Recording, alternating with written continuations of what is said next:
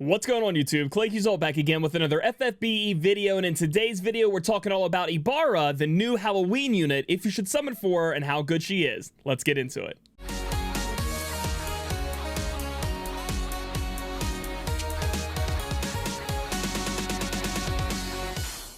So guys, this isn't going to be my showcase video for Ibara. This video is specifically just going to be talking about how good she is on the banner, if you should pull for her. We're going to talk about the new pity system that has been released in FFBE, or at least brought back. It's not really that new. And, you know, hopefully that continues and what I think about that as well. But as far as her specifics, her rotation, how to build her, I'm going to give her a little bit of time to, you know, marinate in the meta, see what people are building her with. And I want to bring you guys the best data, not just something that just came right out of after she was released. I think she deserves more than that, and you guys deserve more than that. But I think after looking at her kit, and obviously we've been playing this game for 4 years, we can make assumptions and kind of speculate at what she's going to be great at anyway. So she's going to be a magic damage dealer that is going to do a lot of damage. When it comes to chaining, where AoE is fine, you know, not DV, when you're doing normal trials, she will be doing the most damage in the game next to Tifa.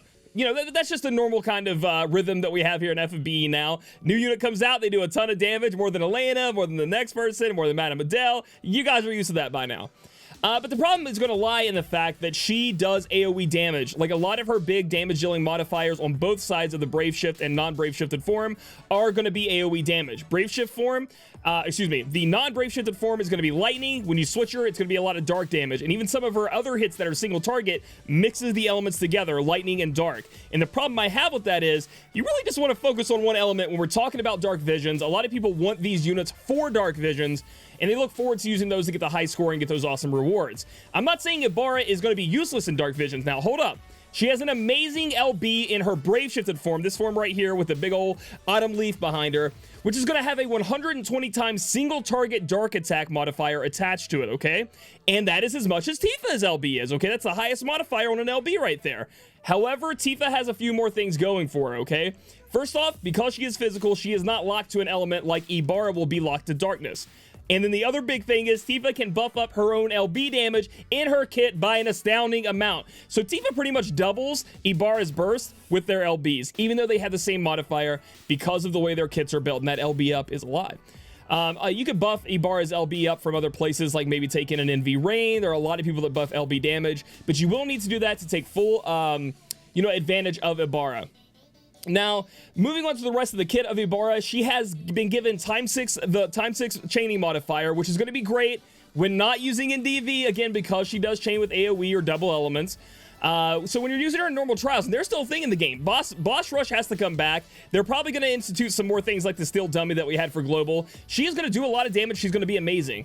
But specifically, a lot of people really care about Dark Vision the most in the game right now, and where she's going to shine is when you need and dark damage is acceptable. That LB will get you there, because she's a magic damage dealer, and we don't have a lot of really high octane magic damage dealing finishers that hit as hard as she does, which is fantastic. You know, that's what she's going to really be used for there. Other than that, guys, I just don't see Ibara as being a unit that is that great. I mean, a lot of people don't like her sprite. I'm kind of okay with it, but if we talk about the Halloween aesthetic, we talk about, you know, the feel that I want as an, I'm just going to say it, as an American, I guess. I like Frankenstein, vampire, skeleton, spooky ghost. I want all that on my unit. Now, she's an awesome demon-looking unit. She does have that autumn feel to her, but I want Frankenstein Fina or something like that. You know what I mean? Like we got in the beginning, Dracula Laswell, like Safety Conehead Fina. These units are memorable to me, whereas some of these other units are kind of just not my taste. Now, you guys could be thinking different. Let me know in the comments below. Carton was like in between for me. I was like, yeah, he's like a werewolf, but I kind of wish he went like full werewolf when he like exploded. Like if you get an NV form, he just transforms, which maybe there's an NVA coming out for him next week, because we do have to wait till next week. But talking about sprite wise, I don't like the transformation's cool, but it looks like a winning animation to me, and that's something I really think they need to work on. The next thing they need to work on is she is true double hand on one side and true dual wield on the other side, and that really doesn't really make much for a different play style, right? Essentially, she's the exact same unit on each side besides what I just told you build wise. One does dark, one does lightning, excuse me. That's it. Like, that is not like an NV unit. I don't know what happened to NV or global exclusive units, you know, since Sylvie, since Esther. Like, there were some more good ones after that, but those were like top of the tier. Like, they broke the game, they broke the meta. People love them, they love their sprites, their animations. And then now we've been kind of trailing off of that with this NV stuff. So I'm hoping they bring it back with these NVAs we're getting next week. But overall, I feel like you can save and skip Ibara if you're okay with doing that. If you really want to have a dark damage dealing finisher, magic damage dealer in your back pocket, she's going to be fantastic for that. Her TMR is very skippable. Her STMR is very good. In the demonic scroll, but again, very niche because it is a throwing weapon, right? Yeah, the throwing weapon. So, you know, magic damage dealers, they got to be able to have a throwing weapon on. And then I do think that we're having Kingdom Hearts come out soon, guys. And when that happens, like, those units are all extremely strong. They're limited just like Ibara is. They should have a safety net because that's when JP also had the safety net at that point. And their STMRs and vision cards are insane. Not to say that Ibara's vision card isn't great, because it is. It's very, very good. But the unit just for me doesn't scream pick me up, so I don't even think I'm going to be summoning personally. I think I'm going to save up.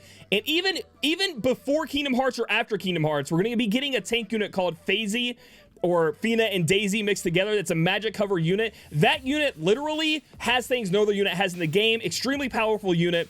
I think I'm just going to be saving my lapis for that stuff, guys. This Halloween unit is a miss for me personally, but still very strong if you guys get her and want to use her.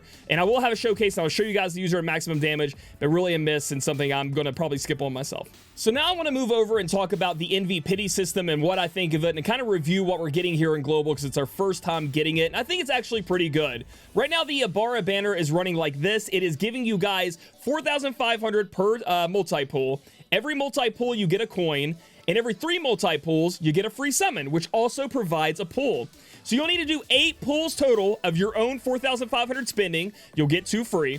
To get enough to get in Ibara. She's going to be in the shop. You can just buy her straight up. The first time we've had that here in Global. That's going to cost you guys 36,000 lapis. Now, we're used to the 25,000 lapis, you know, spending that, you know, going through the step up, getting to the end. But this, I think, has a lot more bang for its buck with the free summons in between, the 10 multis and everything you get in between there. And if you get absolutely not the most unlucky, you'll end up pulling in Ibara and be able to use those coins on, like, the fragments, kind of like we had the prisms with the 7-star. So overall, I think that's great. The one thing I do not want them to do, and hopefully this keeps up, is revert back to where they don't give us these coin systems, or they give us not the free summon. Instead, they give us the stupid panel box summon thing. Like, that will actually fuck all of this up, and it would suck ass. Like, we don't want that at all. Please give me Square Enix. I know it's cursed a little bit. Don't do that. Their community will thank you greatly. You'll have more people spending money, in my opinion.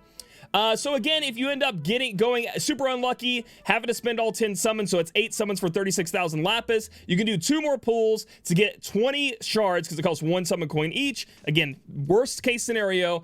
That way you get 30 from the login bonuses, 20 from here from these 2 summon coins, and there you go. You got your Ibara. That's an EX +1. That's how it's going to work out for you. I really wish they just gave us limited time units, 50 fragments. I mean, I'm pretty sure they did that in JP. Correct me if I'm wrong in the comments. They started doing that because essentially you gotta throw us a bone, man. Like, we need some, like, some perks here to make us want to summon. We're sick of the 20 fragments, the 30 fragments, these off-kilter fragment counts that really don't add up to us getting anything out of it without having to summon a bunch, which we already have to summon for the unit instead as well. It's just like, and for a limited time unit, I just hope this sticks around. Overall, first iteration of it, I love it. There are other things I'd like to change, like the login bonuses being the exact amounts EX +1 up. But so far, keep it this way. Keep it for Kingdom Hearts. Keep it for FFBE. Keep it forever, baby. We love this one. At least that's what I've seen in the community, and I think it's pretty great. So if you are going to summon, at least you have this pity to back you up. So if you guys like this video, give it a thumbs up. Comment down below how you feel about Ibara and how you feel about the pity system or what you'd change with it. Subscribe for more FFBE content. Catch me on my Twitch channel, twitch.tv/Claic Yuzolt, and I'll catch you guys in the next video.